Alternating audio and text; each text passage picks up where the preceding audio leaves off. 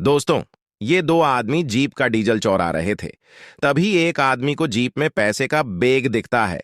तो वह आदमी बोलता दूसरे आदमी से कि जीप में पैसे का बैग है। तो बे दोनों बैग लेकर जाने लगते हैं।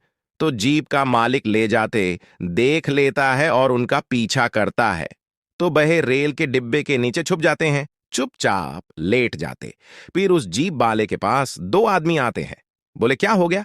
वो बोलता है कि मेरे पैसे चोरी हो गए हैं। एक आदमी बोलता कि मैं जानता हूं कि किसने की होगी, मैं चोर के पास लख लेता हूं, चोलों में सात, चलो चलते हैं।